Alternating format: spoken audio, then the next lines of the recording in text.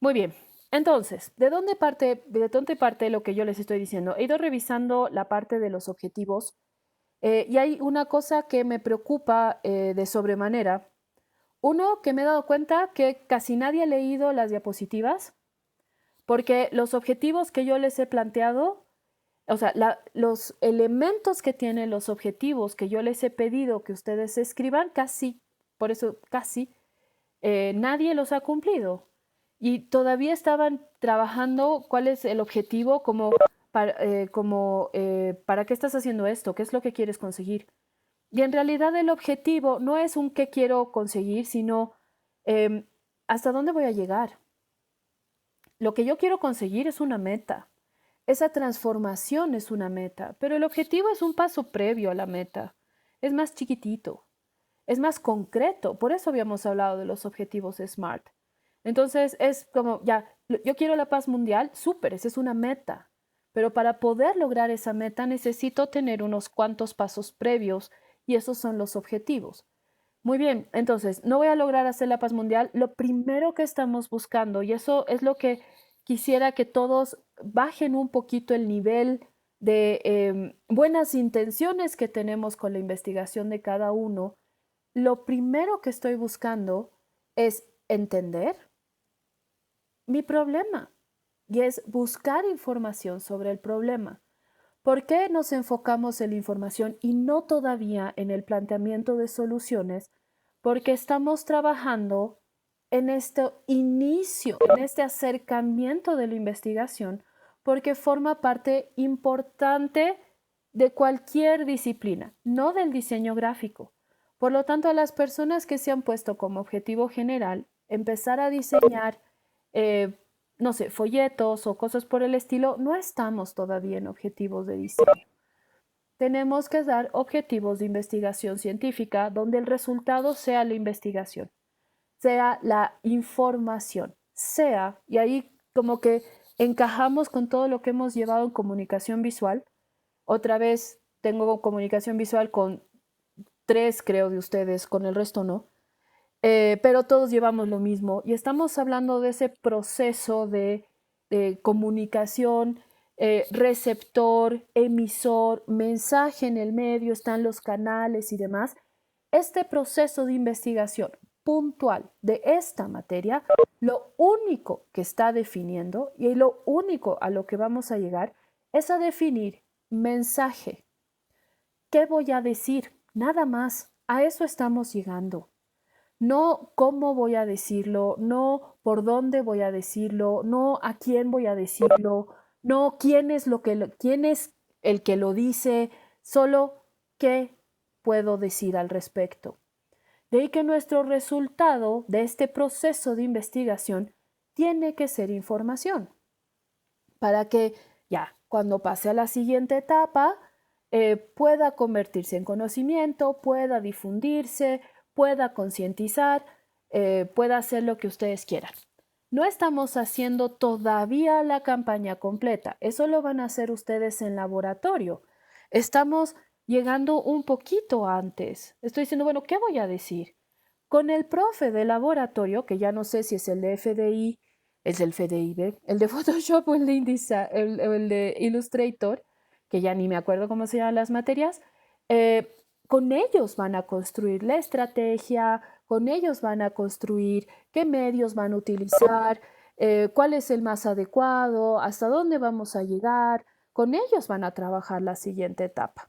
No estamos todavía en eso, pero es muchísimo más fácil cuando tomar ese otro tipo de decisiones cuando yo ya sé qué es lo que voy a decir.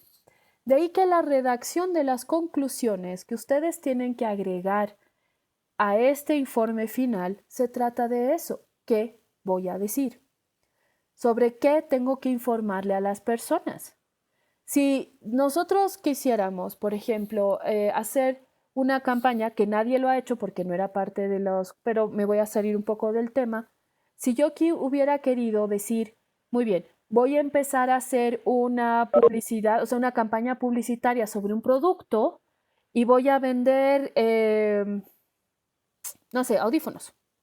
Muy bien, porque tengo audífonos. Entonces, Si yo quiero vender audífonos, ¿qué le voy a decir a la gente? ¿Cómo qué quiero venderlo? Y eso estamos decidiendo ahorita. ¿Qué aspecto de un audífono tengo que yo ofrecer? ¿Será la calidad de sonido? ¿Será la comodidad de transporte? ¿Será, o sea, qué voy a decirle? En el caso de los temas que ustedes han trabajado, tenemos que decidir también lo mismo. Hola, estoy respondiendo al chat. ¿Qué decía un hola? Muy bien, entonces, por ejemplo, no sé si la Nicole ya está acá. Eh, me voy a fijar. La Nicole todavía no está. A ver, la Nicole está haciendo su tema sobre el autismo. Entonces, súper. Hay gente que no sabe lo que es el autismo o no sabe cómo reconocer el autismo y en realidad empieza ahí el maltrato porque resulta que no es una persona tonta, sino que es una persona que tiene autismo. O es una persona, no es que no tenga ganas de hacer las cosas, sino que tiene autismo. Entonces, va por ese otro lado, ¿no ve? Súper. Entonces, ¿qué vamos a decir sobre el autismo? No me acuerdo, sinceramente, quién, pero alguien, estoy confundida con los nombres. Espérame 2 segunditos, por favor. Está sonando tu alarma. Sí, bueno, sonaba una alarma por ahí. Alguien me ha dicho es un buen tema, en realidad es un buen tema, supera un poco la capacidad que tenemos ahorita, que era de las cosas que he ido leyendo en los objetivos, que decía, hay un mal manejo de marketing en una empresa, ¿no ve? X. Súper. Entonces, en ese sentido, hay un mal manejo. ¿Qué le voy a decir? O sea, ¿qué voy a sacar de información? Hay un mal manejo de marketing. Y ahí, otra vez, no es que el tema sea malo. Uno, que ninguno de nosotros está estudiando marketing, entonces no sé cómo quedó eso como tema. Pero segundo, no veo, o sea, bueno, súper, entonces, ¿qué quiere decir un buen marketing? Y de ahí que la información que yo tengo que dar, si yo estoy partiendo del hecho, hay un mal manejo del marketing, entonces, ¿qué es un buen manejo? ¿Qué significa un mal manejo? Y de ahí debiera ir esa manera de trabajar la información, la teoría, qué es un buen manejo, qué partes tiene el marketing, qué debería estar funcionando y no es como, ah, pucha, no me gustan las propagandas, ¿no ve? Ahí se vuelve un juicio de valor, ahí se vuelve una percepción mía y no realmente una investigación en busca de información eh, fundada, coherente, actualizada, pertinente, que es la parte que debiera tener la parte del marco teórico, ¿no ve? Veremos otro tema, veremos, no sé, es que hay unos que me han impactado más que otros, entonces son los que más me acuerdo. El tema de la basura, ¿no? El tema de la basura es un tema repetitivo, igual como el tema de los perritos. Entonces, tema de la basura, me incomoda y parte de una incomodidad personal, y eso está muy bien, así empiezan las investigaciones. Me incomoda la acumulación de basura en mi esquina. Súper, es como, me incomoda que alguien me aplaste en el micro. No voy a decir como, ya, ¿y a quién le importa que estés incómodo? Súper, no, es que no se trata de eso. De ahí que le voy a decir, ¿qué voy a decir sobre la basura? ¿No ve? Ya, la basura te hace mal, el respirar la basura te hace mal y te puedes enfermar de esto, de esto, de esto, de esto y de esto. Ah, y cambia la cosa. Pero ¿es lo único que puedo decir de la basura? No, hay un montón de cosas que puedo hablar de la basura. ¿No ve? Cuando nosotros, acabo de ver ayer que estaban haciendo bloqueos en Cochabamba hacia el botadero de Cochabamba y las ciudades de Cochabamba estaban inundadas de basura, como también nos ha pasado en algún momento a nosotros en La Paz. Súper, ¿qué pasaba? ¿No ve? Las calles huelen mal, es incómodo, te puedes enfermar, hay acumulación de ratas, hay acumulación de moscas, los perros esparcen todo, ¿no ve? Y evidentemente se vuelve un problema. Pero también hay, y era una de las cosas que habían hecho también los de la alcaldía, no botes tu basura, bota la basura que sí la tienes que botar porque se pudre, pero guárdate por favor la que no pasa nada porque necesitamos controlar esa situación, ¿no ve? ¿Cuáles son las otras cosas que puedes decir a la basura? No botes todo a la basura, guárdate lo que sí necesitas y puedes hacer estas cosas con la basura que te guardas, ¿no ve? puedes hacer manualidades con la basura, no todo es la basura, puedes, no sé, regalarlo, donarlo a fundaciones, porque otra vez, no todo es basura. Hay gente que bota colchones, hay gente que bota inodoros en buen estado a la basura, hay gente que bota, ¿no ve? ¿De qué tipo de basura estoy hablando? Esa es otra decisión que también hay que tomar. Hay basura y es una de las cosas que cuando yo era chica era un problema cada vez que llovía. Yo vivía en Sopocachi, pero cada vez que llovía, toda la basura, todo, o sea, todo el resto de lechugas, de pajas, de verduras que quedaban del Rodríguez, se chorreaba por el cerro desde San Pedro hasta Sopocachi y realmente era bien divertido porque todavía no había el túnel de la Villazón frente a la UMSA y veíamos divertidas yo y mis hermanas por la calle, como las calles se volvían ríos, realmente ríos, y después quedaban todas las verduras esparcidas, ¿no? Entonces era como, bueno, yo era bien chica, entonces era como, ¡ay, qué divertido! ¿No ves? Digo, vamos a jugar con las verduras podridas. Pero asqueroso, lo sé, pero era parte de eso, ¿no ve? Ahora llueve y no pasa nada, las calles siguen limpias porque uno que en los mercados hay un mejor control de los restos de comida. Cuando ya grande, ya mamá, ¿no ve? Me tocaba ir a hacer mercado al Rodríguez y sí compartía, no sé, con otras señoras que decían, por favor, véndeme tus restos, tus cáscaras de choclo, por ejemplo, o las que pelaban las arvejas y te venden, vendeme tu basura para darle de comer a mis conejos y darle de comer a mis chanchos. Entonces, ha habido una manera distinta también de trabajar esas cosas. Pero hay ciertos lugares en la ciudad donde ese control de basura no existe y realmente es un dilema. Súper. ¿Qué basura voy a hablar? ¿Qué tipo de basura voy a hablar? ¿Sobre qué parte de la basura voy a hablar? Voy a hablar de cómo se usa el contenedor. Hay gente que no sabe usar el contenedor, ¿no ve? Entonces, bota abajo y no abre el contenedor de las casitas que han puesto ahora la alcaldía porque qué flojera, no sé cómo se hace, ¿no ve? Y cosas por el estilo. Ah, ¿cómo va la cuarentena? Reciclar, o sea, exacto, ¿no ve? Ya hay un montón de cosas que tenemos que saber y podemos hablar de la basura. Súper. ¿De qué se trataba esta investigación y por qué yo a la mayoría le he dicho, bueno, decide cuál es el tema que vas a tratar porque hay un montón de temas sobre la basura? Lo mismo pasa con los perritos. Les juro que es un proyecto, es un tema de proyecto de grado recurrente al punto que he empezado a odiar los perritos. Ya, claro, no tampoco tanto, pero casi. Pero el tema sí me llega a la coronilla. Y el típico argumento es, pobrecitos, adoptalos. Así no convences a nadie, pero bueno, ese es otro tema. Em, y es súper, ¿cómo se cuidan las mascotas? Ya, muy bien, es un punto. Tengo que ver sobre el tema de los perros, ¿no ve? Y ahí como que Diego innovó en ese tema y me ha gustado mucho ese tema porque he dicho, ya, muy bien, voy a hablar de las mascotas, me interesan las mascotas y su tema fue la inversión que necesitas, ¿no ve? Hacer en el veterinario para que tu mascota esté bien. Porque no se trata que es las típicas que te dicen, o sea, cuáles son las responsabilidades del dueño de una mascota, de tenerle casa, de tener, o sea, que tenga un lugar resguardado, que tenga comida, que tenga buen trato, o sea, no los puedes pegar, mientras tanto eso también está penado por ley.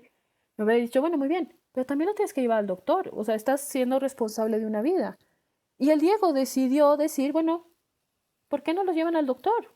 ¿Por qué no los llevas al veterinario? El veterinario no es tan caro como el doctor de las personas, por si acaso.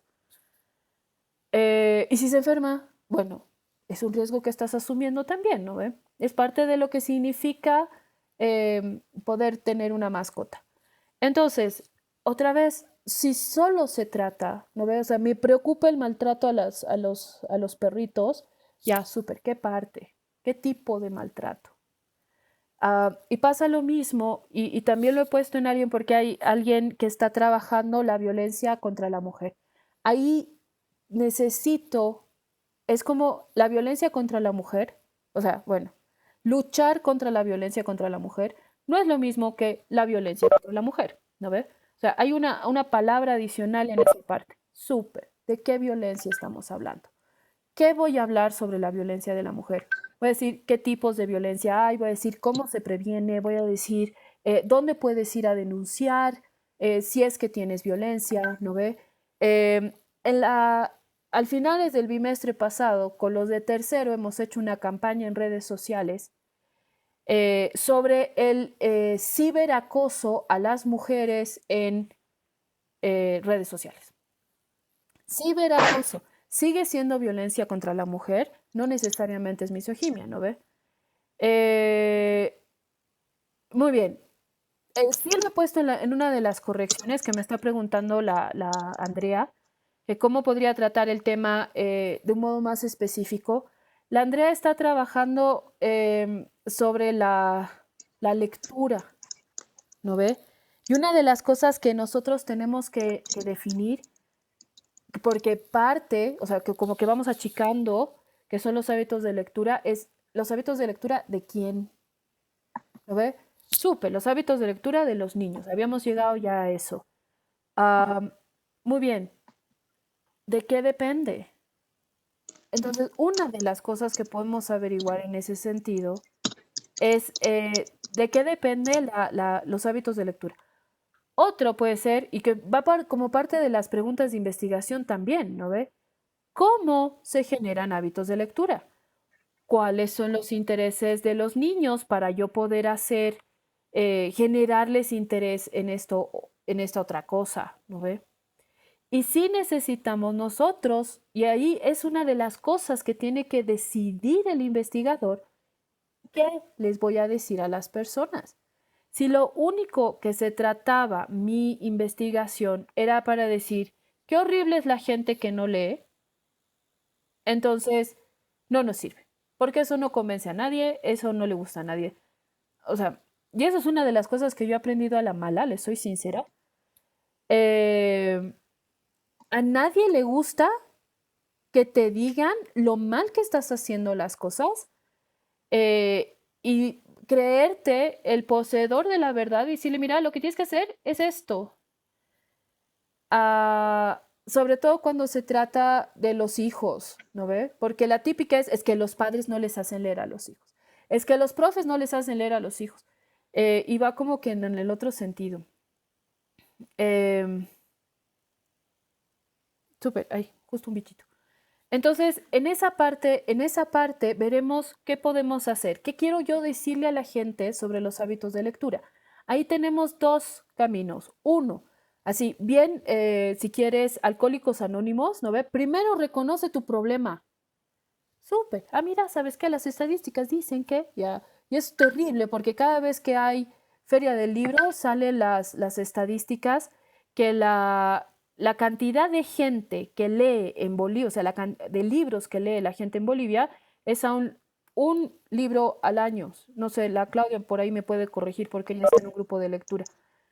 Y ella está trabajando ese tema, ¿no ve, Claudia? ¿O no? ¿Cómo es? Bueno, voy a esperar a que me corrija la Claudia, si es que mis datos son equivocados. Entonces, súper, ¿qué estoy buscando? He hecho menos de uno, ¿ve? La Claudia sabe. La Claudia es booktuber, creo, ¿o no? El youtuber que recomienda libros. Es un booktuber. Muy bien. Hay hartas Claudias, no te preocupes. Em, entonces, en ese sentido, lo primero es reconocerlo. El segundo es saber qué tienes que hacer. Espérame 2 segundos, estoy buscando un micrófono abierto. Después vas a decir.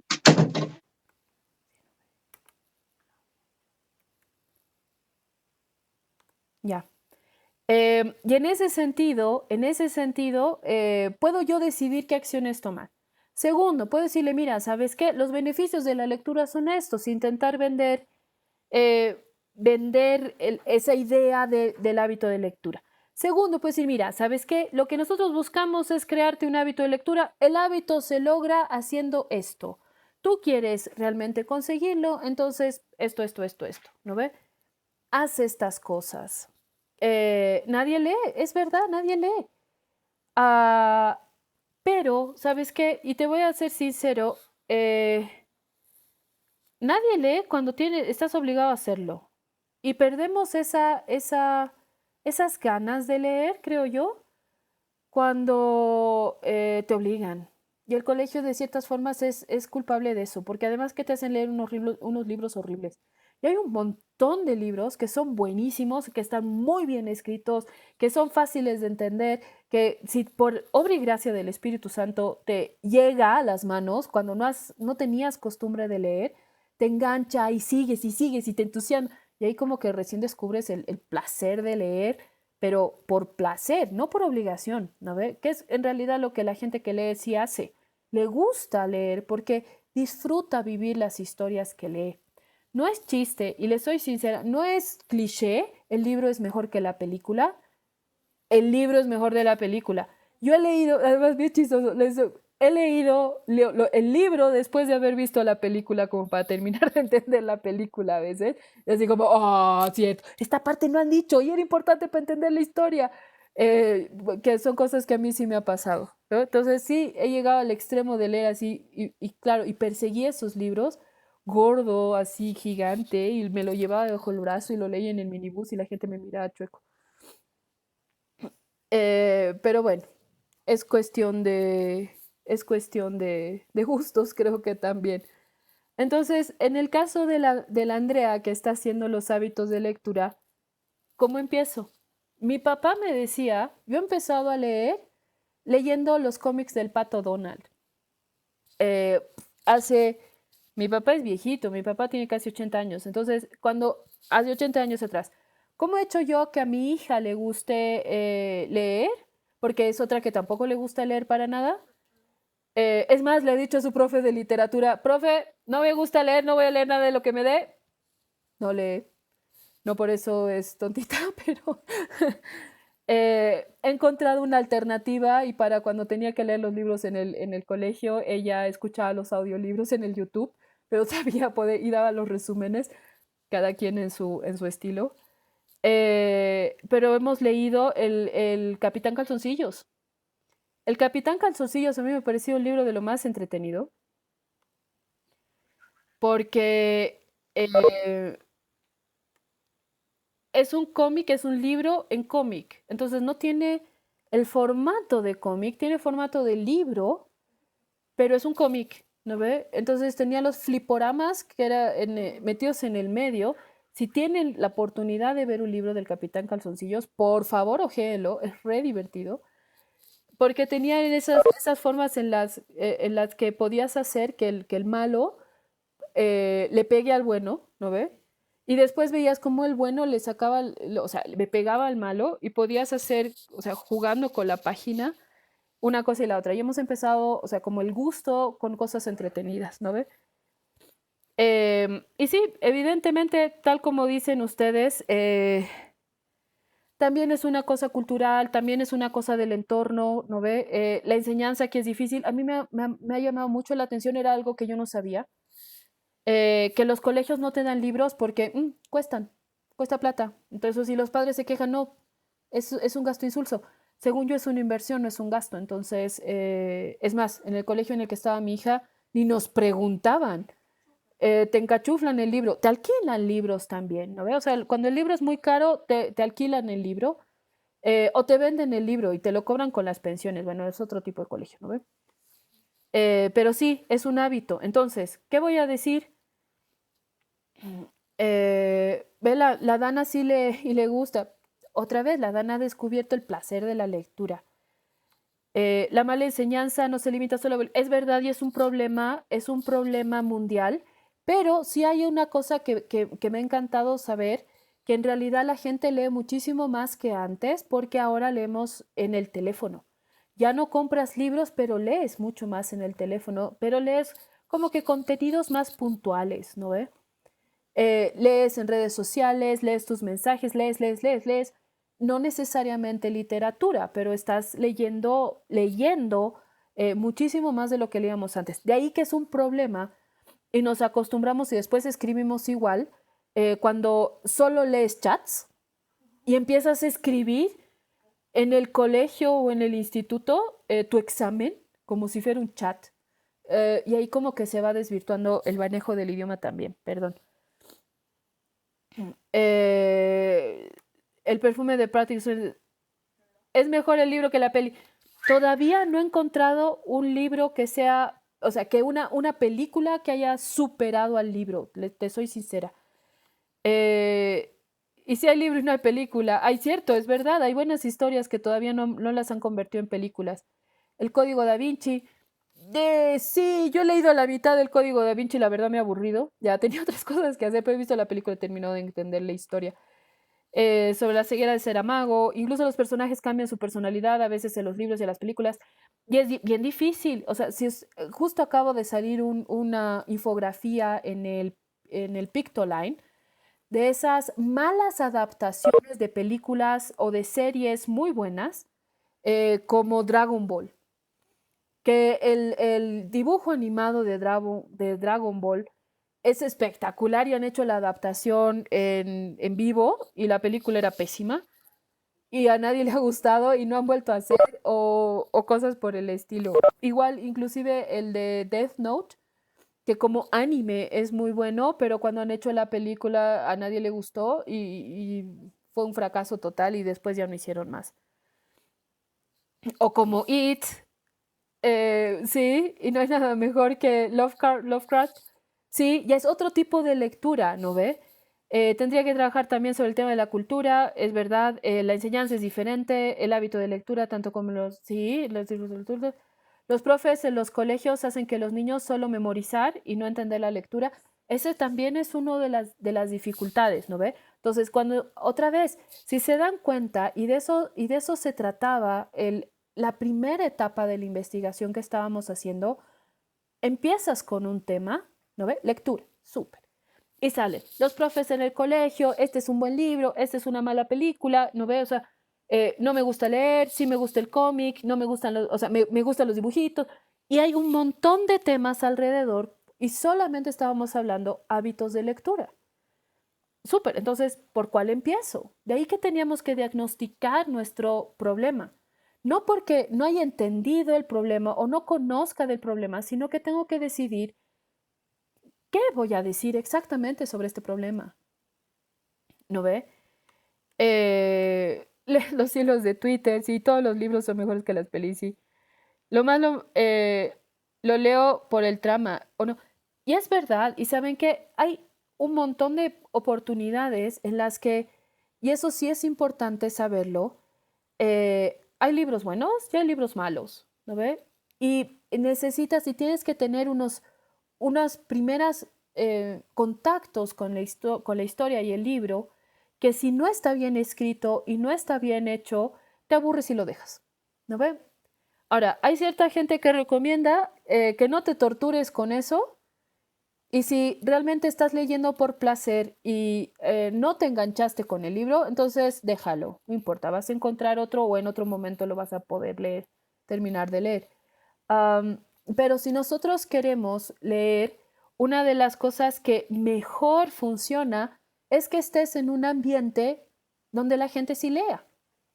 Mis papás leen, no sé, como ratones de biblioteca. En mi casa siempre ha habido libros, entonces era algo bueno, que tarde o temprano te llega. Antiguamente, y realmente lo digo antiguamente, como que el periódico inclusive era como parte de la cultura de fin de semana, porque llegaba el periódico y como que te repartían una parte, porque había una parte del periódico para poder leerlo, o sea, que los niños lo podían leer, resolver y cosas por el estilo. Mientras tanto, eso también se ha perdido, los periódicos se volvieron digitales, ¿no ve?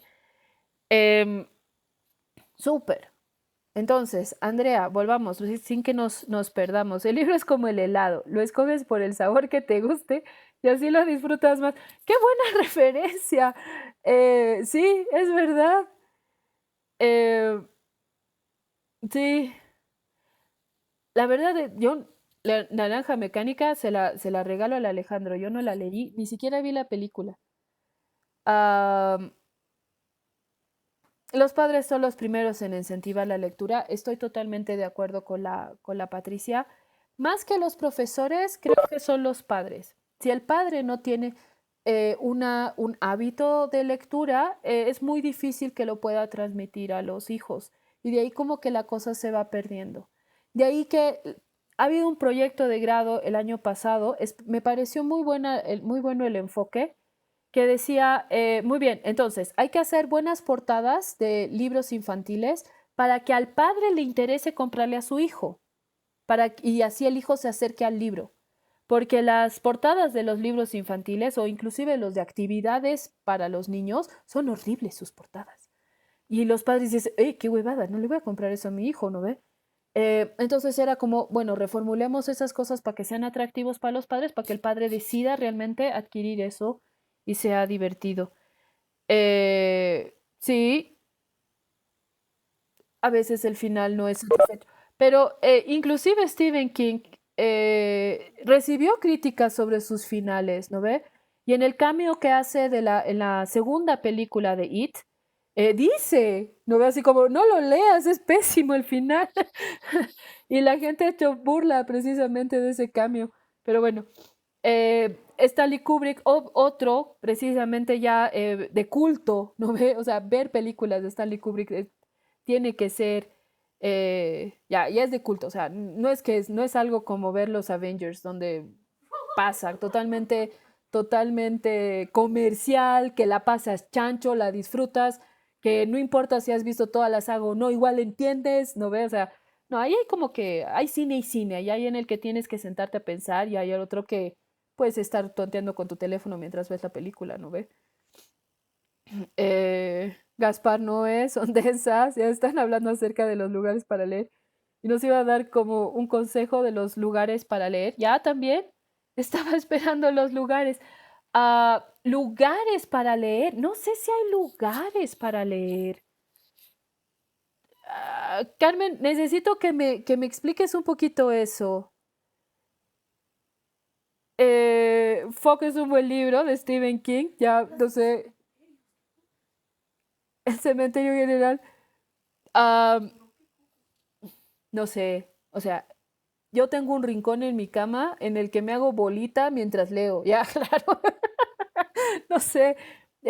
Si es que se trata de eso, o sea, si tienes que tener un lugar para leer, creo que sí, voy por lo que dice el Álvaro, ¿no ves? Según la comunidad, yo creo que donde uno se sienta mejor.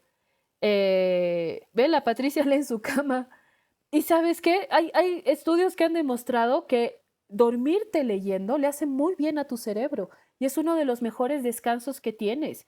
Y descansas más profundamente porque estás, inclusive, por más de que es un esfuerzo el leer y entender, relajas tu mente, ¿no ve? Sentarse es la clave, sí, también. Y hay veces, obviamente, depende de lo que has hecho en el día o más. Nada como estos autores: Fyodor Dostoyevsky, Edgar Allan Poe, León Tolstoy, Franz Kafka, Stephen King, Agatha Christie. Eh, Mira, la Carla lee la cocina, no ve en silencio y el espacio es muy importante. Súper, muy bien. Entonces, igual que en el caso, no nos desviamos, vuelvan.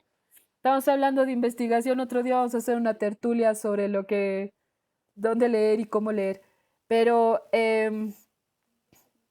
necesitamos, necesitamos nosotros terminar de decir, bueno, muy bien, el tema es lectura. ¿Qué voy a decir sobre la lectura?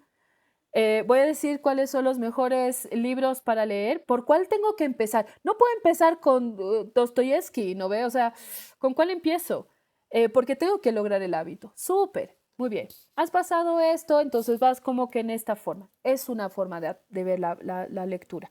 Voy a hablar de la lectura sobre los malos hábitos o qué deberían hacer los profes para incentivar el hábito de lectura.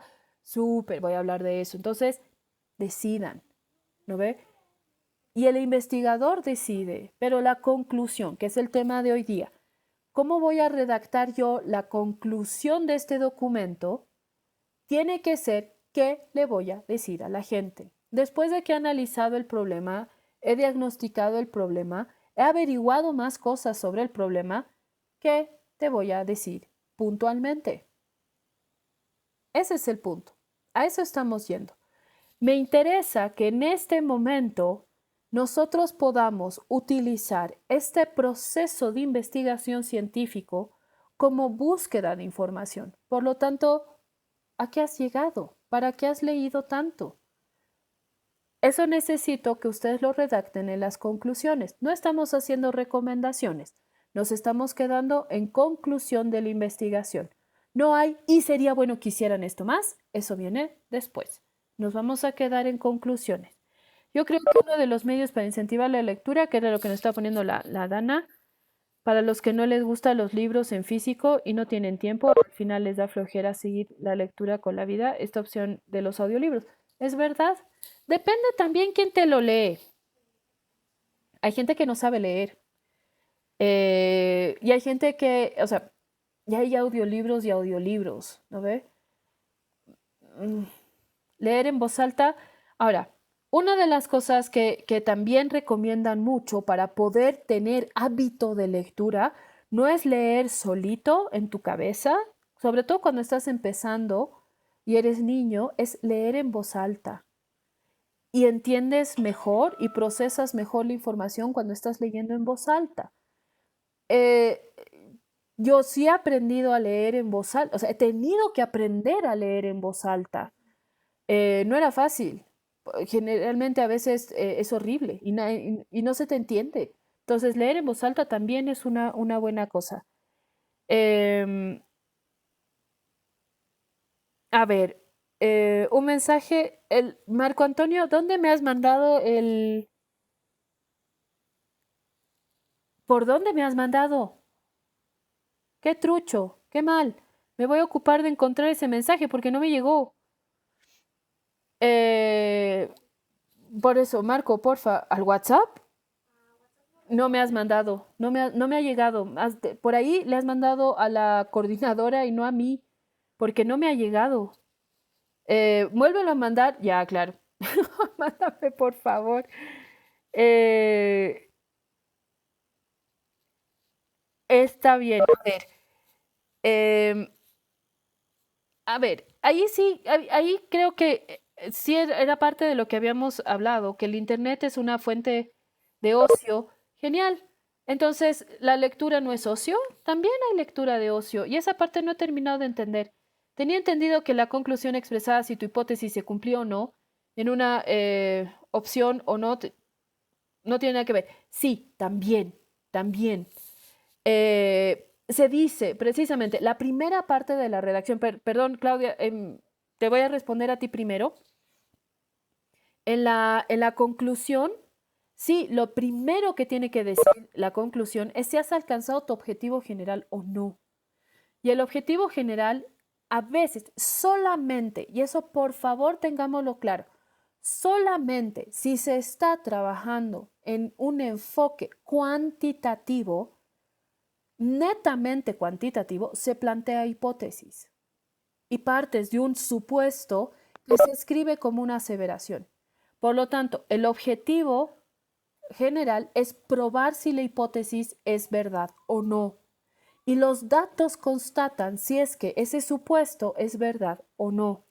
Por lo tanto, la conclusión tiene que partir desde este hecho, ¿no ve? Si mi hipótesis era correcta o ha sido refutada. Cualquiera de, de las dos posibilidades quiere decir que la investigación ha sido llevada con éxito. No se trata siempre de corroborarla, a veces es mejor refutarla, ¿no ve? Entonces, sí tenemos que saber si es que la hipótesis se ha cumplido, siempre y cuando sea cuantitativa la investigación, solo cuantitativa, de ahí que no tienes que hacer entrevista, no se hace observación, se hace encuesta, se hace censo, se mide a través de las escalas. Entonces, se trata de un análisis cuantitativo de datos, de análisis de datos, para demostrar que la verdad o el supuesto con el que yo he planteado mi hipótesis es verdad o no. ¿No ve? Y los datos me van a corroborar. El 100% dice que sí o no, o habrá que hacerle ajustes a esa hipótesis. Sin embargo, si estamos en un enfoque mixto, la conclusión no solamente me dice si he comprobado mi hipótesis, me dice si he alcanzado mi objetivo, si he conseguido lo que yo quería. Entonces, a la mayoría ya le he corregido su objetivo general, donde no estamos buscando difundir información, porque eso todavía no lo hemos alcanzado en esta etapa, porque recién estoy buscando la información que yo voy a difundir. Por lo tanto, el objetivo era más chiquito, ¿no ve? Era identificar la información que yo voy a difundir. Y como que voy por eso. Entonces, ¿he conseguido eso o no? ¿He conseguido el conocimiento que estaba buscando o no? ¿No ve? A ver, entonces, ahora sí, Andrea. Yo ponía el problema en el Internet como fuente mayormente de ocio de los niños. Ya. ¿De qué niños? ¿De qué edad de niños? Porque eso otra vez es un juicio de valor y había que demostrarlo, ¿no ve? Gracias, Andrea, por hacer las correcciones. Ahora, una investigación no se trata otra vez de ir en contra de alguien. Si yo quiero ir en contra de alguien, voy a encontrar N argumentos para poder hacer bolsa a ese alguien. Eso no necesariamente quiere decir que sea verdad. La investigación científica se busca, se trabaja en ese ámbito de la verdad, en esa manera de poder trabajar la información contrastada con la teoría. Entonces, si yo quiero decir que la profe Catalina es una pésima profe, ¿no ve? Entonces, bueno, ¿dónde están las pruebas? ¿No? Y de eso se trata.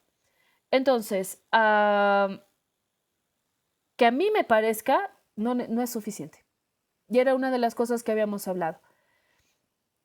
Entonces, sí necesito, o sea, entendamos cómo es. No todo es hipótesis, puede ser pregunta de investigación y lo que necesitamos sacar en limpio es información. La investigación científica se trata del análisis de los datos recogidos a través de las técnicas para dos cosas. Uno, entender mejor la situación, conocerla a profundidad y dos, poder tener información clara y concisa. Una vez obtenida toda esa información, recién se toman decisiones y ahí vienen las recomendaciones.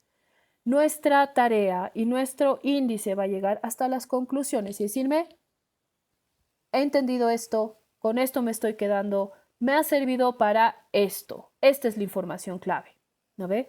Si me dicen en el caso de la violencia contra la mujer, estos son los números a los que uno puede llamar, súper. Entonces, esa es la información con la que me voy a quedar.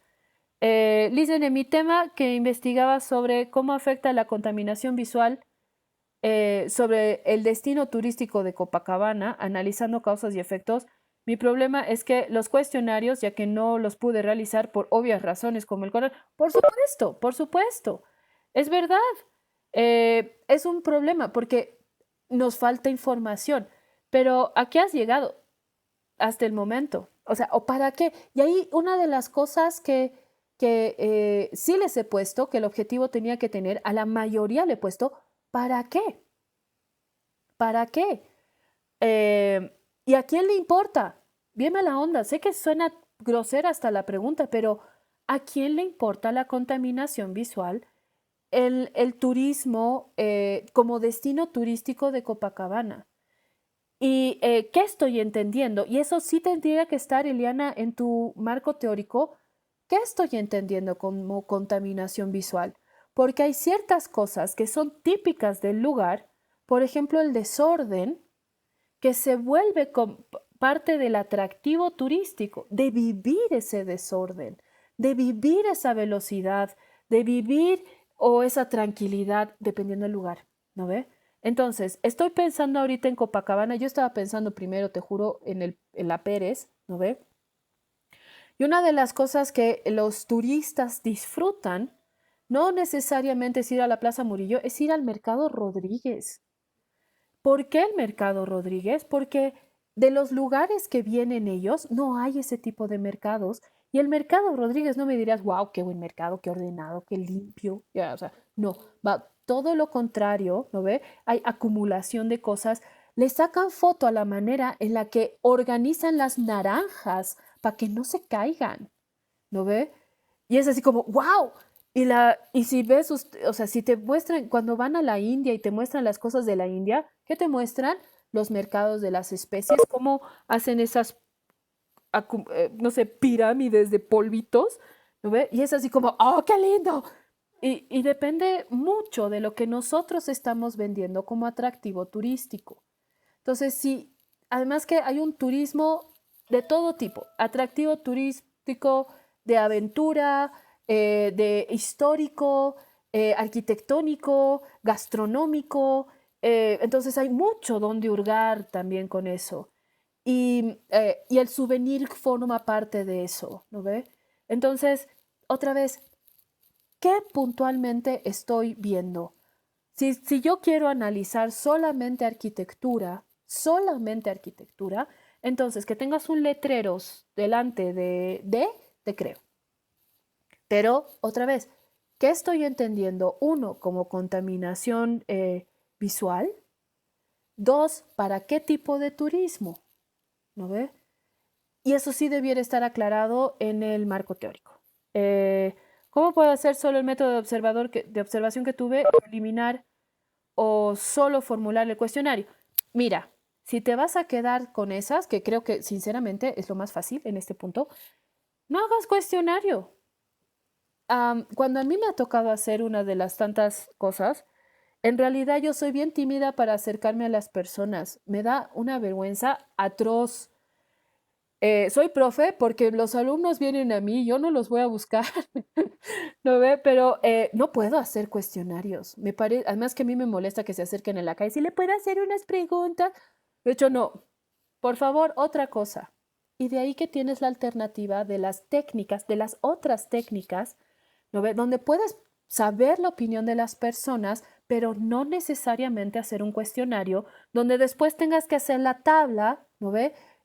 Porque estás tabulando todos esos datos. De ahí que viene el foro, que es una reunión entre expertos, de ahí que tienes un grupo focal, donde puedes juntar hasta 6, 12 personas, que es un grupo más manejable, ¿no ve? Y le puedes preguntar su opinión o puedes hacer una entrevista, pero la entrevista es un experto, ¿no? La entrevista no es a un X, ¿no ve? Entonces, si estás en el área del turismo, es muchísimo más fácil que resuelvas, uno, por la observación que ya has hecho, que otra vez es cualitativa y el investigador es el que evalúa la información, y dos, que hables con gente, con colegas, que estoy asumiendo frescamente, con colegas que se dedican al turismo y que ellos te cuenten cuáles son las impresiones del turista, ¿no ve? ¿Y de dónde venía ese turista? Porque no es la misma impresión del turista nacional que el turista extranjero. No es la misma impresión del turista europeo, ¿no ve? Que el turista latinoamericano. O del turista de Santa Cruz, o inclusive el turista que viene de La Paz y se va a Copacabana, ¿no ve? Porque vas a ser turista a Copacabana por más de que vengas de La Paz. Habla con la gente, haz entrevista, haz grupo focal y observación. Y tenemos más de una sola técnica con que poder hacer eso. Inclusive la documentación gráfica, que es otra de las técnicas que no le he explicado en las diapositivas, pero es válida, que se trata de poder hacer, ya trucho lo voy a explicar, pero creo que se entiende mejor, juntucha de imágenes, ¿no ve? Y de impresiones de otras personas. Y vas reuniendo información visual, por eso es documentación gráfica, para poder demostrar tu punto. Entonces, ve TripAdvisor, ahí tienes mucha información de usuarios que opinan sobre ciertos lugares, forma parte de la documentación bibliográfica, de la revisión bibliográfica sobre el tema. Hay otras maneras que simplemente preguntarle a las personas. No todo se mide con números, a veces se mide con cualidades. Quédate con la medición cualitativa, es mi consejo. Como la feria de 16 de julio, sí, la feria de 16 de julio es igual que el Mercado Rodríguez, un desqueque.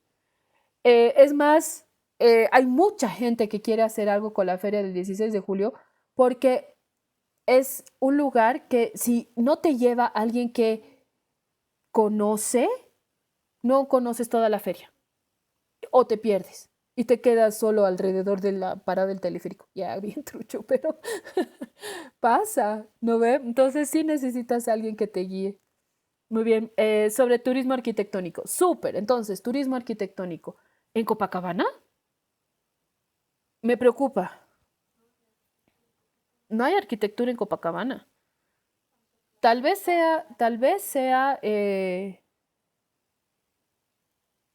ya sí, porque ni siquiera tenemos edificios, ni siquiera se hace buena arquitectura, o sea, tenemos autoconstrucción, sobre todo o por ahí es histórico, depende del momento. am, sí, bueno, me quedo otra vez con la parte de la... Ya, sí, claro, me quedo pensando así como, ¿qué vería yo de arquitectura? ¿Los hoteles? ¿La iglesia? ¿Las casitas? ¿Los restaurantes? Ah, no sé. Contaría las edificaciones como la iglesia o histórico edificaciones dentro de las Islas del Sol y la Luna Tiahuanacu. Ya. Entonces se vuelve más que todo histórico, no arquitectónico, ¿no ve? Pero no por eso, o sea, mira, cuando estamos analizando edificios, sobre todo edificios, nos, sí, el santuario de Copacabana, ve, claro, la parte de la iglesia, la contaminación visual, ¿dónde está? Afuera. Y porque ahí están las vendedoras, ahí se ponen para venderte las flores o la entrada, pero no hay contaminación. O sea, cuando estás viendo el edificio no solamente está a la altura de la vista, el edificio está hasta para arriba más. De ahí que no hay contaminación visual, porque alrededor de los santuarios o de los templos o Tiahuanacu o de las edificaciones que hay en la Isla del Sol, no pasa nada. O sea, no hay eso que te haga perder la esencia de... Entonces, otra vez, averigua si es que realmente no es, y eso tendría que salir como resultado de la investigación, si es que realmente es una percepción personal, así como qué molesto, o realmente es como el que está sentado en la primera puerta del minibús, o realmente es un hecho y hay que hacer algo al respecto. Hay muchas ocasiones en los que como reconocimiento del patrimonio, hay letreros que dicen prohibido colocar carteles, ¿no ve? Y eso son precisamente porque afecta al patrimonio. Pero, y habrá que saber si es que tenemos ese mismo problema en exacto, con los patrimonios culturales como en la calle Jaén, donde tienes prohibido poner porque este es un edificio patrimonial. Veremos si esa situación pasa en Copacabana, ¿no ve? Con estos templos que tenemos en la Isla de la Luna, del Sol y en ciertas partes de Copacabana. O inclusive en el santuario, o sea, ay, no es santuario, Calvario, gracias. Cuando tienes, cuando vas al Calvario, ¿no ve? Veremos qué nivel de afectación hay. La observación funciona, ¿no ve? La observación funciona, la apreciación de la gente como en grupo focal también funciona, pero habría que contrarrestarlo con otra fuente más lejana al investigador, como un TripAdvisor, ¿no ve? Página web donde ves la opinión de las personas. Ahí me quedo, o sea, totalmente cualitativo. Súper, muy bien. Entonces, em, lean los comentarios de las correcciones. Voy a hacer, les juro, todo lo posible para que sea lo más rápido y que tengan al menos la corrección a tiempo de sus objetivos generales.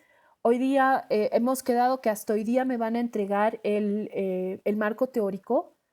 Y el marco teórico, otra vez lo voy a volver a explicar, se trata de resumen de definiciones de términos cercanos a mi tema. En el caso que estamos hablando de ahorita del turismo, quiero saber qué significa turismo gastronómico, qué significa turismo histórico, qué significa turismo arquitectónico, ¿no ve?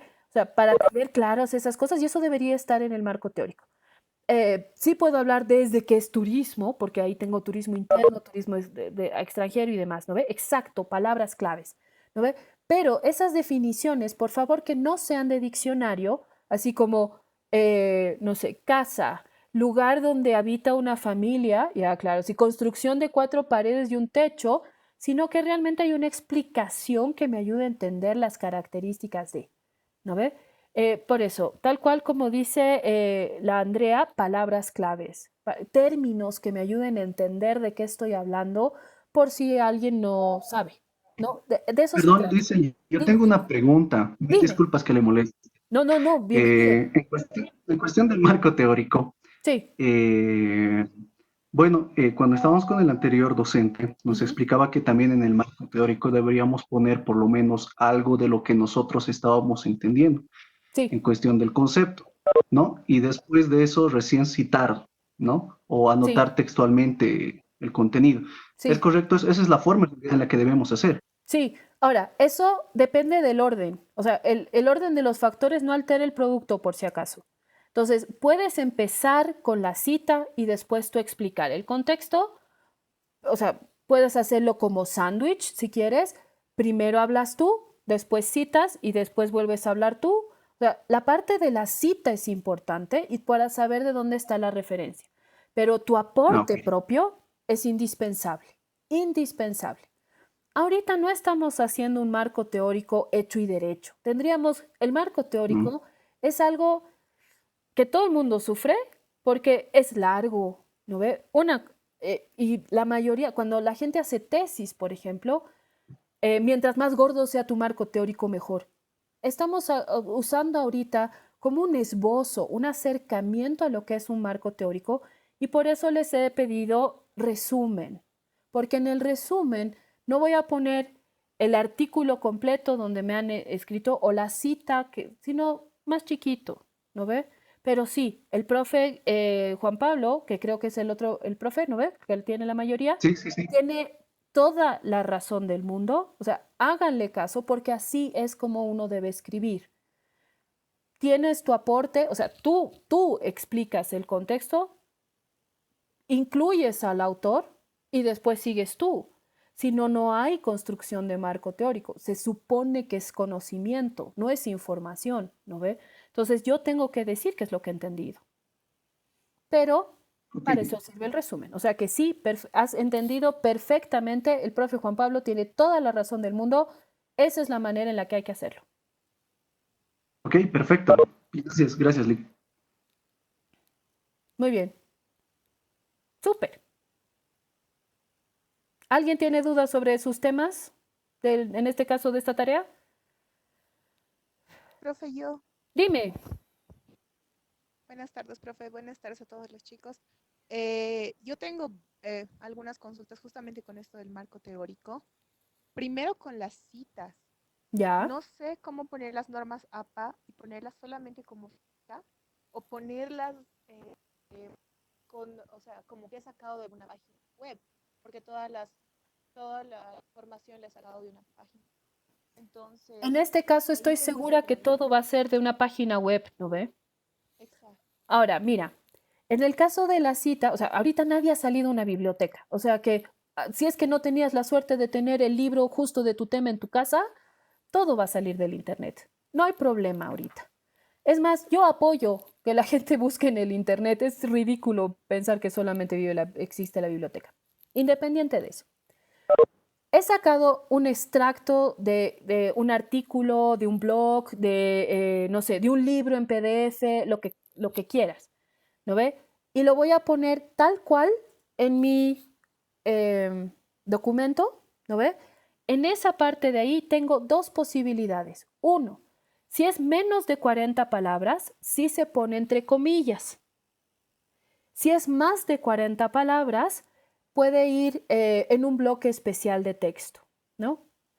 Ahora, independiente, cuando es cita, porque está en el medio, redactada en el medio del texto, independiente, si la fuente es internet o un libro, siempre se pone autor, año y página. Si es una página web, donde no tengo más páginas, porque es la única, entonces no pongo página, simplemente pongo apellido, año. ¿Dónde está la diferencia? Si es libro o página web, cuando estoy haciendo la bibliografía y estoy redactando la referencia. Ahí pongo información más completa, ahí pongo el URL, ahí pongo la fecha de consulta, ¿no ve?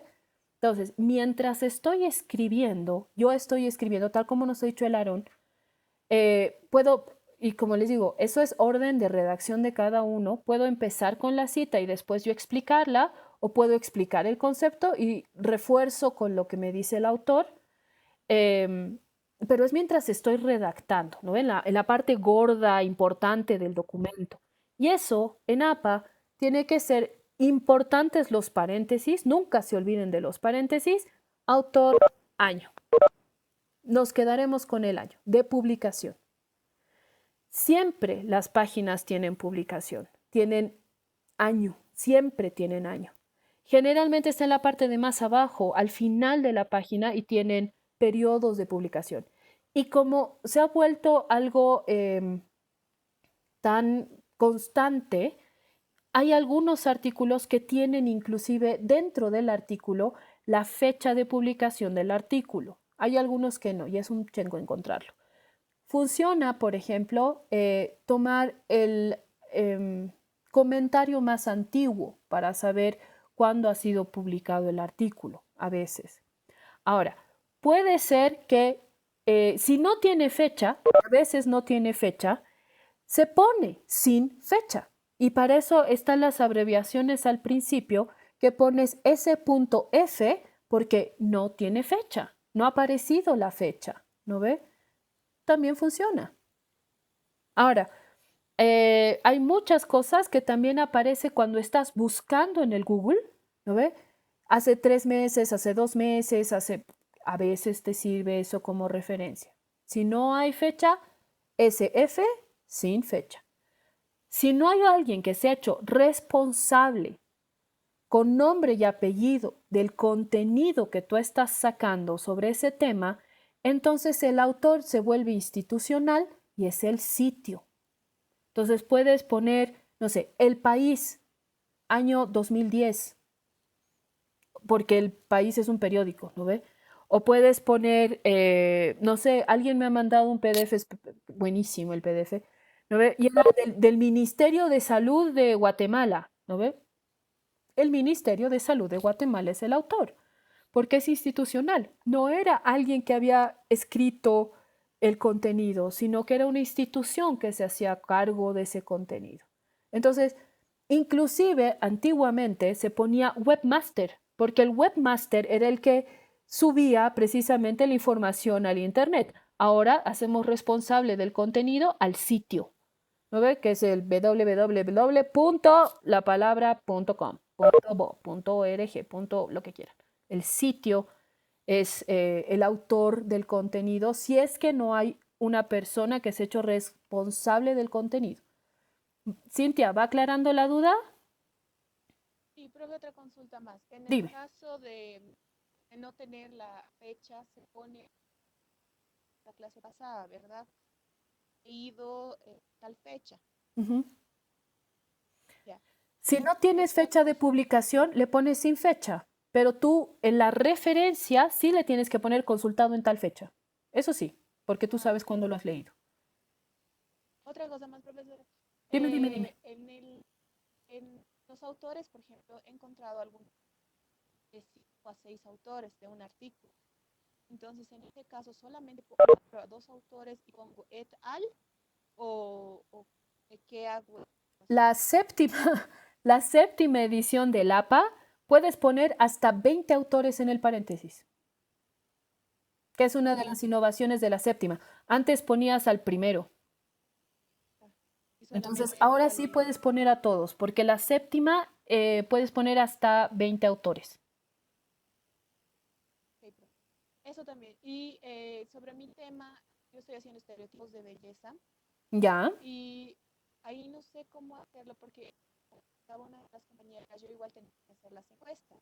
Que yo me estaba abocando al instituto, pero como en este caso no podemos hacer las encuestas, a alguna revista, a una profesional, porque como estereotipos de Sí. color también Uy, te estoy perdiendo. hacer eso. Sí, ¿Aló? porfa. Sí. Sí. O sea, mira, bien mala onda, pero sal del paso. Ya, claro, o sea, no voy a calificar, ¡oh, qué trucho la información que me ha dado! O sea, no, hay ciertas condiciones, o sea, soy mala, ¿no ve? Pero tampoco me rajo, ¿no ve? Hay muchas cosas que no vamos a alcanzar a hacer. Un diagnóstico espectacular, una investigación de lujo donde realmente tenga una respaldos así súper poderosos. No, no vamos a lograrlos. Tenemos 2 semanas. O sea, tenemos que lograr cumplir los requisitos y las partes en la medida de nuestras posibilidades con el tiempo real que tenemos disponible para hacerlo. Y eso está tomado en cuenta para la evaluación. No se preocupen. ¿Nos hubiera encantado poder hacer más? Sí, por supuesto. ¿Podemos hacerlo? No, no podemos. Entonces, no van a tener una mala nota si no han conseguido todas las pruebas que ustedes le hubieran querido. Quédense con la información que tienen. No se matoneen porque no vale la pena. Estamos en el último bimestre. Terminen el ejercicio. Me interesa muchísimo más que ustedes puedan tener una buena conclusión y me digas, por ejemplo, de los prejuicios de belleza, son estos los que las chicas sienten que tienen, además que es totalmente personal, ¿no ve? Porque es un prejuicio. Sienten que tienen que cumplir y ya, con eso nos quedamos satisfechos. Hemos conseguido algo que no solamente ha partido de tu impresión, sino que es ya de un conjunto de personas, ¿no ve? Genial. Con eso nos quedamos. Si lo puedes conseguir con tus amigas, por más de que no formen parte del público específico que era el instituto, también funciona, ¿no ve? Porque hay una serie de prejuicios. Esa imagen corporal que te imponen es pues un prejuicio, está muy bien. Constrúyelo con las disposiciones que tienes, pero llega a algo, no importa cómo, llega a algo y les soy sincera, no los voy a aplazar porque no han llegado a todo, o sea, y tienen 50 fuentes de información. No, no se preocupen. Estoy muy consciente, tenemos unas grandes limitantes ahorita, no forma parte de los criterios de evaluación la cantidad de fuentes o la cantidad de técnicas con las que efectivamente han podido medir la información, ¿no ve? Quedémonos con algo claro. ¿Arregla? ¿Soluciona? Súper, muy bien. A ver, en el marco teórico, idealmente, les soy sincera, los marcos teóricos no tienen nada. Son de lo más aburridos, totalmente anti diseño de información y todo lo que nosotros les decimos, así como el diseño gráfico nos ayuda a entender y demás. Bla, bla, bla, bla. No, las normas generalmente dicen que el marco teórico no tiene imágenes ni gráficos, pero se hace referencia a las imágenes y gráficos y eso se pone en los anexos. Por ser un ejercicio de aproximación a un marco teórico, igual como le he dicho a Larón, ahorita no es un buen marco teórico, nos estamos aproximando a la revisión documental, a la buena redacción de un marco teórico. Entonces, nos vamos a tomar ciertas libertades y si tiene una imagen y un gráfico, bienvenido sea, ¿no ve? Pero es muy probable que después eso vaya cambiando. O sea que si le quieres poner fotitos, bien. Pero si le vas a poner una foto así gigante porque no me alcanza y solamente es para llenar el hueco, entonces ahórrate la imagen, sigue siendo digital, o sea que no importa, prefiero que sea una imagen que tenga Mil sentido. disculpas. Dime. En una de las fuentes de información que estaba leyendo en el PDF que nos ha enviado, Ujú. indicaba que podríamos buscar también información de imágenes, ¿no? Imágenes, películas. Obviamente sí, entiendo que podemos recuperar mucha información de eso. Sin embargo, en mi caso, por ejemplo, en el marco teórico que estoy haciendo, existe un mapa conceptual, hecho obviamente en una crítica en realidad, ¿no? En una revista, por un autor, obviamente profesional en el tema. Entonces, en cierta parte del mapa conceptual pone un pequeño concepto, ¿no? Que eso me sirve. Eso yo lo puedo citar en mi, Sí, en mi texto teórico Sí, y la imagen obviamente tendría que ir en anexos, a eso se refiere cuando estaba explicando hace rato eso. No sí. tendría que ir en sí en el... Ah, ya, Ahora, ok. mira, puedes, o sea, como es un mapa conceptual, en este caso es tan importante entender ese mapa conceptual que te digo, personalmente preferiría que lo pongas en el medio del texto, no en un anexo. Legalmente debiera ir en el anexo, ¿no ve? Está bien entendido. Pero puedes citar infografías también, porque las infografías generalmente tienen una fuente de información de dónde lo han sacado o el autor se hace responsable del diseño de la infografía, ¿no ve? Entonces, en este caso, ese mapa conceptual que estás mencionando forma parte del discurso de Juan Pérez, entonces citas a Juan Pérez con ese concepto chiquito. No hay problema, tiene mucho sentido. Sí, dale, bienvenido sea. Ok, Está muy bien. perfecto, perfecto, gracias. Muy bien, a ver, la Eliana me dice, la tarea del esquema, debemos hacer un mapa mental o conceptual, ¿sí? Sobre lo que abarcará, sí, ya, claro, sí. En ese esquema se trata como un resumen, pero en esquema, ¿no ve? No es un resumen redactado, es un resumen esquema. ¿Cuáles son los puntos importantes? De ahí que tú lo puedes organizar como un mapa mental. Recuerden que el mapa mental empieza del medio, no es un organigrama. El mapa conceptual sí viene de arriba y como que se descuelga. Entonces, eso también tenemos que saber nosotros diferenciar qué es un esquema, qué es un mapa mental y qué es un mapa conceptual. ¿No ve? Cualquiera de las posibilidades me sirve, solo que no confundamos los términos. Sí, es para poder tener en claro qué es lo que yo voy a decir. Esto les va a ayudar si es que ustedes realmente se van a quedar con este tema para aplicarlo en el proyecto de laboratorio, cuando volvamos, porque es laboratorio y no podemos hacerlo en línea, para tener más claro qué puedo usar en qué pieza, ¿no ve? Porque vamos a hacer diseño editorial en laboratorio. Entonces, me va a ayudar a saber, bueno, puedo ponerle todo esto y todo esto. Entonces, es como una ayuda a memoria. Tener yo en claro a qué he llegado en un golpe de vista, tal como funcionan las infografías y los esquemas, ¿no ve? Que lo vea al tiro, todo junto. Para eso me sirve el esquema y la infografía. Eh, Súper, qué suerte, Daniel, que ya hemos aclarado la duda. Muy bien. Am, ¿Cómo vamos? Como una nube de ideas. Sí, exacto, exacto. La nube de ideas se parece mucho al mapa mental porque de ahí que las rayitas esas que uno pone en esos esquemas son importantes porque te dan una relación entre conceptos, ¿no ve? Entonces, no es como que escribes todo lo que has hecho, sino que, otra vez, como nos había nombrado la Andrea, ideas claves, puntuales, ¿no ve? Que se entiendan. Eh, para eso es un esquema. Es una capacidad de síntesis mayor que la del resumen porque solamente son palabras. A veces son frases, ¿no ve? Inclusive a mí me han enseñado uno que ponías la frase, o sea, el verbo conector entre un concepto y el otro. Entonces decías, se relaciona con o dirige a, ¿no ve? Dependiendo de lo que estábamos haciendo. Pero sí, esa es la idea del esquema, que es la última tarea. Muy bien. Entonces, resumiendo, quedémonos en ciertos conceptos concretos. Uno, antes de diseñar y difundir, identifiquemos información, determinemos características, que más o menos va por esa idea las correcciones de los objetivos, por lo menos del objetivo general que yo que les estoy poniendo en el foro de los objetivos generales. El objetivo específico sí se los voy a corregir, pero para que lo tomen en cuenta más adelante. Si en el documento final esas correcciones todavía no se han logrado hacer, tampoco me voy a morir, pero lean las correcciones que tengan que hacer. La parte de las conclusiones necesito saber qué información al final me estoy llevando en limpio.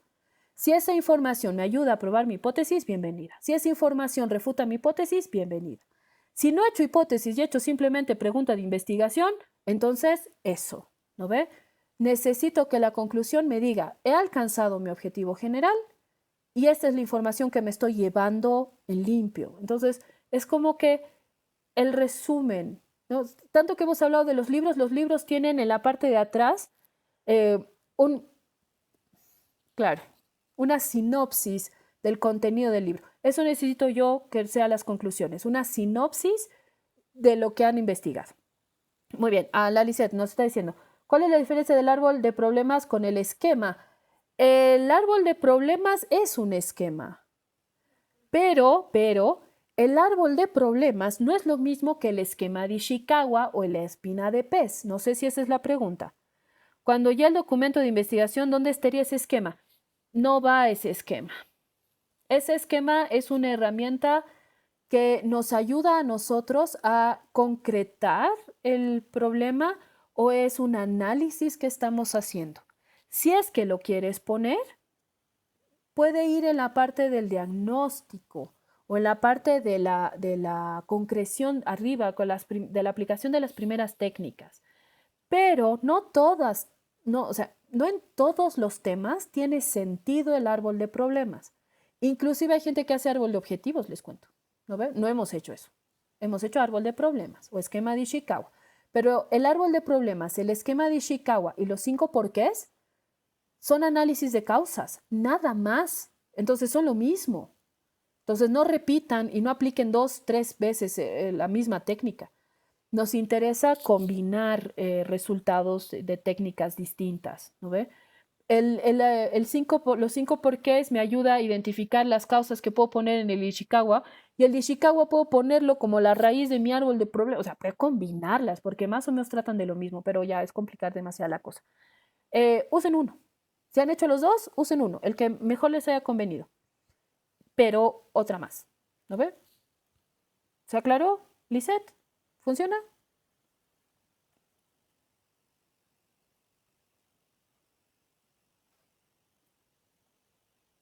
Son lo mismo. O sea, si te das cuenta, la espina de pescado son puras causas que alimentan al problema y el árbol de problemas tiene las raíces que son las causas y las consecuencias son la copa del árbol, ¿no ve? Y se organiza igual como que en casillas y no en espinas, pero son lo mismo. O sea, porque analizan causas. El árbol de problemas incluye consecuencias, la espina de pescado no. La consecuencia de todas las causas es el problema. O sea, que es como que solo la raíz del árbol de problemas. Muy bien, súper. Entonces, sí necesito que me presenten el documento, que tenga sentido, que tenga coherencia. Si no han alcanzado a hacer todas las partes, lo voy a tomar en cuenta. De hecho, hemos tenido recorridos distintos. Solo con un grupo he pasado yo del principio de la gestión hasta el final. Con el resto no. Y nos hemos ido encontrando como que en el camino. Entonces, obviamente las cosas van a tener formas de pensar distintas, formas de resolver distintas. Lo estoy tomando en cuenta. No estoy viniendo a matar y a ponerle 0 a todos porque no está como a mí me gusta. No se preocupen. Salgan del problema, resuélvanlo de la mejor manera posible y las recomendaciones y correcciones que se vayan haciendo, tómenlas para futuros procesos, futuros proyectos. Concretemos algo, saquemos algo en limpio. ¿Para qué me ha servido esta cosa? ¿Qué información me estoy llevando? Eso necesito que esté. Eso es lo que más voy a evaluar. Para el esquema funcionaría bien el árbol de problemas como mapa mental. No, son dos cosas distintas. El árbol de problemas realmente es un análisis de causas y consecuencias. El mapa mental es una relación entre conceptos y no hay causas ni consecuencias. O sea que el mapa mental en realidad me ayuda a explicar, o sea, es un análisis correlacional de conceptos. Entonces, y como te digo, o sea, busquen en el internet mapas mentales, todos empiezan desde el medio y tienen como una raíz, una manera como de neurona donde van saliendo como que ciertas venas principales y venas más chiquitas, porque tengo un concepto grande con una serie de conceptos más pequeños y esos conceptos más pequeños los puedo seguir explicando, ¿no ve? Entonces el mapa mental no funciona como el árbol de problemas, porque el árbol de problemas tiene una idea en el medio, analiza las causas del problema, no conceptos del problema, causas del problema y consecuencias del problema, ¿no ve? Entonces, o sea, visualmente puede ser que se vean iguales, pero cómo llenas la información en esas figuras es distinta. Súper. Muy bien.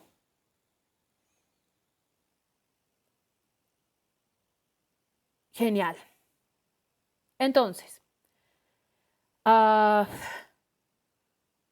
hoy día me van a entregar entonces los 5 conceptos con, sí con la cita, sí con la interpretación, por eso les estoy pidiendo resúmenes, no cosas súper largotas, ¿no ve? De cosas muy, muy puntuales, muy chiquitas, y eso es para hoy día. Tienen que hacer el esquema, sí, para mañana, de más o menos en esto estoy. Cómo he ido avanzando, no necesariamente tiene que ser con el índice que yo les he dado. Y el viernes me entregan ya el documento todo juntito de lo que han logrado avanzar. Si se ha logrado hacer el diagnóstico, el segundo le voy a poner entre comillas, de la aplicación de técnicas, bienvenida sea. Si no lo han conseguido, pónganme hasta dónde han llegado. O sea, se han planteado las preguntas. Listo. Las responderemos más adelante. Hasta ahí llegamos, ¿no? Pero sobre todo necesito conclusiones. He llegado a esto, me estoy yendo con esta información sobre el tema. Sobre todo voy a hacer énfasis en corregir las conclusiones. El esquema es un esquema resumen. ¿De en qué estás? ¿De qué partes tiene tu problema? De eso se trata el esquema. A ver, espérenme 2 segundos. Ya no me acuerdo cómo he puesto la consigna. Sé cuál es la tarea, o sea, tengo en mente qué es lo que estoy esperando como resultado, pero quiero ver exactamente cuál es la consigna que les estoy pidiendo. A ver, espérenme 2 segundos, para eso tengo que abrir la consigna. Aquí estamos.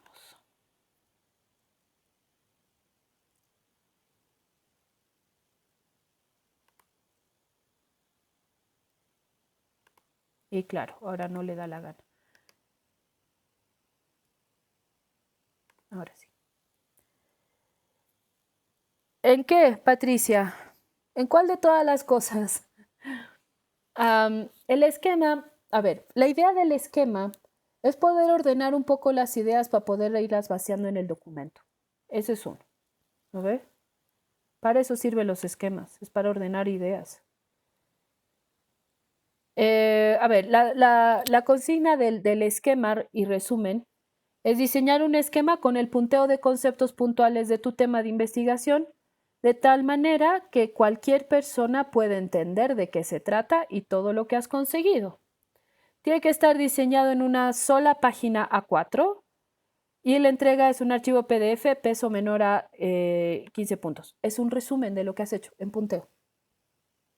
Ya, súper. Es un resumen de lo que has conseguido.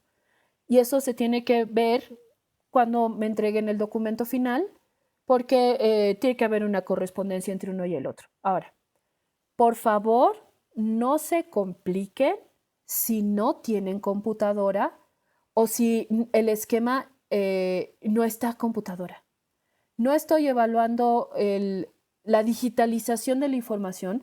Tengo que evaluar que el esquema se entienda. Entonces, si les es más fácil hacerlo a mano, háganlo a mano y sáquenle una foto. Pero que la foto no pese más de 5 megas.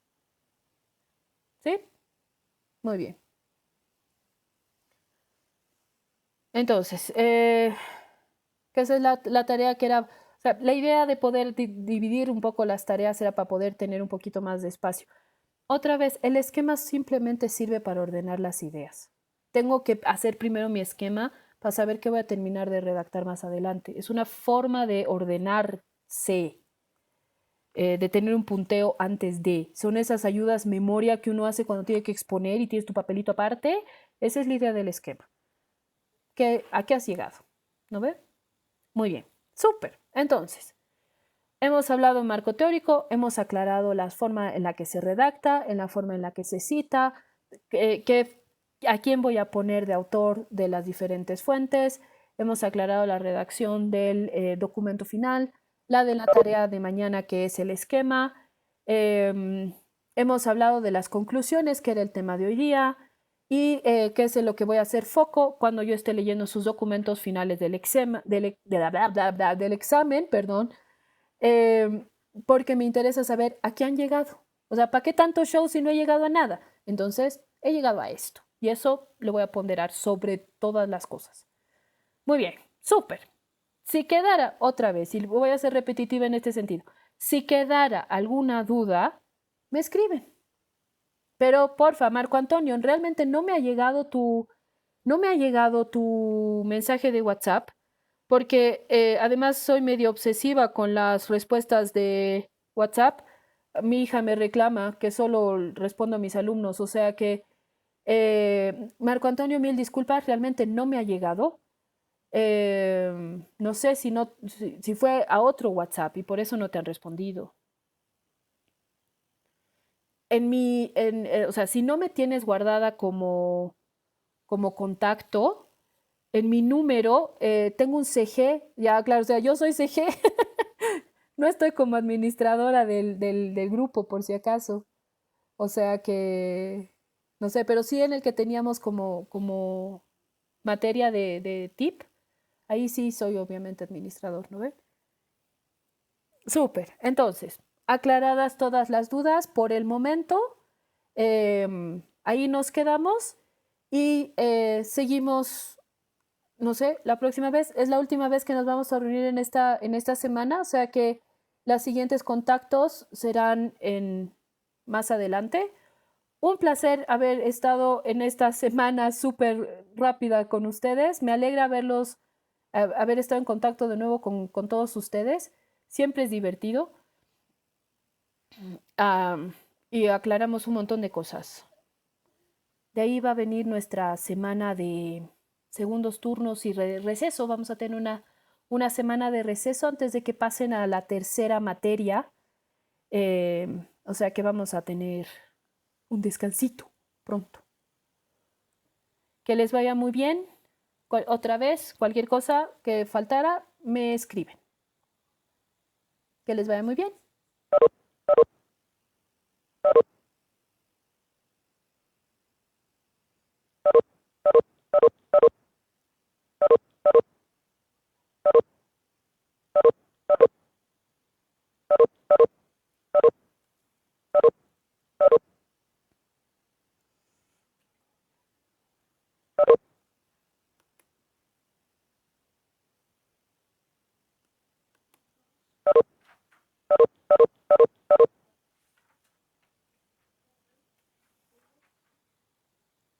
Chao, chao.